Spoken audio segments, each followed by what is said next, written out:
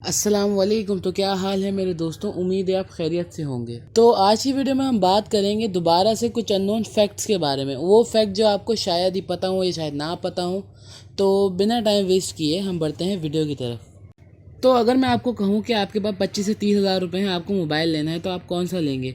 तो यकीनन आपका जवाब यही होगा, या तो ओप्पो होगा, वीवो, वन प्लस या रियलमी, क्योंकि ये वो मोबाइल हैं जो कम पैसे में आपको स्पेसिफिकेशन ज़्यादा देते हैं। तो आपका जवाब कुछ भी हो सकता है, लेकिन मैं आपको ये बात बता दूं कि चाइना की एक कंपनी है BBK इलेक्ट्रॉनिक्स। अब उसी की ये 4 मुख्तलिफ कंपनियां हैं, मतलब एक कंपनी है उसी की 4 कंपनियां। आप ये इस बात को इस तरीके से समझें कि एक हेडिंग है और उसकी 4 अलग अलग सब हेडिंग्स हैं। तो और ये मैं आपको बात बता दूं कि जो 4 कंपनियां हैं, इनके ब्रांड एम्बेसडर अलग हैं, इनका सब कुछ स्टाइल अलग है, लेकिन इन सब का चेयरमैन एक ही है और उसका नाम है डॉन योंग पिंग। अब साउथ अफ्रीका का एक शहर है तंजानिया, वहाँ पे एक स्टोन पाया जाता है जिसका नाम है टेंजनाइट। अब ये स्टोन इतना ज़्यादा रेयर है कि ये दुनिया में कहीं पाया नहीं जाता सिवाय इस शहर के, और ये डायमंड से ज़्यादा खूबसूरत और चमकीला है।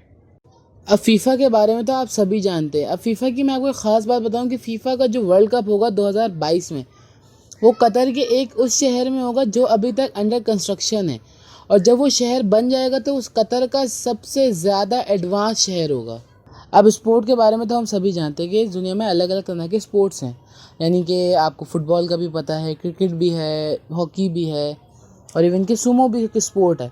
लेकिन आज मैं आपको उस स्पोर्ट के बारे में बताऊंगा जो सिर्फ रशिया में खेला जाता है, और उस स्पोर्ट का नाम है स्लैप चैलेंज।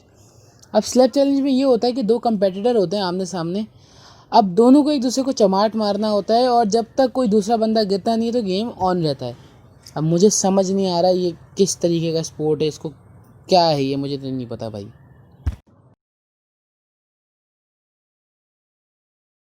अगर कोई बंदा एडवर्टीजमेंट की कंपनी में काम करता है तो वो ये चाहता है कि मेरा एडवर्टीजमेंट सबसे ज़्यादा यूनिक हो, ताकि लोग उसे ज़्यादा से ज़्यादा देखें और वो एक मिसाल बन जाए जो आने वाले लोगों में भी याद रहे।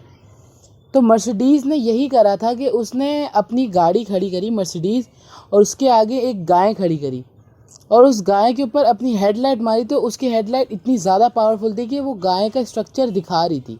अब मतलब कि उसने बहुत ही यूनिक वे इस्तेमाल करी थी अपनी हेडलाइट्स की पावर दिखाने के लिए। अगर मैं आपसे पूछूं कि एक बादल का वज़न कितना होता है, तो ज़्यादातर लोगों का यही जवाब होगा कि कुछ भी वज़न नहीं होता, वो तो हवा में फ्लोट हो रहा होता है, उड़ रहा होता है। तो बादल का क्या वज़न होगा? ज़्यादा से 1 किलो 2 किलो, बस, इससे ज़्यादा तो हो ही नहीं सकता। लेकिन ये बात बिल्कुल गलत है, क्योंकि एक बादल जो आसमान में होता है, नॉर्मल बादल, उसका एक का वज़न 100 हाथियों के बराबर का होता है। अब नॉर्मली अगर आप एक ऊंची जगह पर खड़े हैं और आपके हाथ में एक पत्थर हो और आप उसे नीचे फेंको तो क्या होगा? वो बिल्कुल सीधा नीचे आके गिर जाएगा या हवा से थोड़ा इधर उधर हो जाएगा। और उसी सिनारियो को चेंज करके उस पत्थर की जगह अगर आप बास्केटबॉल को स्पिन करके फेंकोगे तो क्या होगा? वो नीचे तो बॉल आएगी, लेकिन वो स्पिन होने की वजह से बॉल आगे निकल जाएगी, और आगे निकलने की वजह से ऐसा लगेगा कि बॉल हवा में फ्लोट कर रही है, उड़ रही है। अब द ग्रैंड कैनियन एक जगह है एरिज़ोना के अंदर, मतलब एक बहुत बड़ी खाई है। अब वो खाई इतनी बड़ी है कि उसका अराउंड 8 से 10 बिलियन क्यूबिक मीटर उसका वॉल्यूम है। अब नॉर्मली एक बंदा जो है वो 1 क्यूबिक मीटर की जगह लेता है। अगर हम इस पूरी दुनिया की आबादी अराउंड है 7.5 बिलियन, तो अगर वो सारे लोगों को हम इस जगह खड्डे में जमा करेंगे तो वो इस खड्डे में पूरे आ जाएंगे। अब आप अंदाज़ा लगाएं कि एक इतनी सी छोटी सी जगह में हम सारे इंसान एक वक्त में आ सकते हैं, तो ये पूरी दुनिया कितनी बड़ी होगी, और फिर पूरी ये कायनात कितनी बड़ी होगी, फिर वो ज़ात कितनी बड़ी होगी जिसने ये सब बनाया है। अब चार्ली चैपलिन को तो हम सभी जानते हैं। अब चार्ली चैपलिन की जब डेथ हुई तो उसकी जो डेथ बॉडी थी उसे चुरा लिया गया, और जिसने चुराया वो 2 लोग पता नहीं कहीं बाहर से आए थे, गैर मुल्की थे। तो उन 2 लोगों ने उसकी बॉडी छुपा दी और गवर्नमेंट से $6 लाख की डिमांड की। अब 5-6 दिन की मेहनत के बाद गवर्नमेंट ने उन 2 चोरों को तो पकड़ लिया। जब पता चला कि उसकी बॉडी किधर रखी है, तो बताया गया कि उसी का घर है, उसके आगे मकई का खेत है, उसी के अंदर उसकी बॉडी दफनाई हुई है। अक्सर रात को आप सोते हुए ऐसा ख्वाब देखते हो कि आपको ये लगता है कि यार मैं ख्वाब देख ही नहीं रहा था, बिल्कुल बिल्कुल रियलिस्टिक ख्वाब होता है ना। आप अपने आप को फील कर रहे होते हो कि मैं उस ख्वाब में था वाकई में, लेकिन जब सुबह उठे तो पता चला भाई यार ये तो ख्वाब था। तो ये एक बेसिकली एक बीमारी है, और इस बीमारी का नाम है फॉल्स अवेकिंग। अब इस बीमारी में इंसान को ये लगता है कि जो वो ख्वाब में देख रहा है ना वो बिल्कुल रियल उसके साथ हो रहा है, लेकिन जब वो सुबह उठता है फिर उसको एहसास होता है कि हाँ यार मैं तो ख्वाब देख रहा था।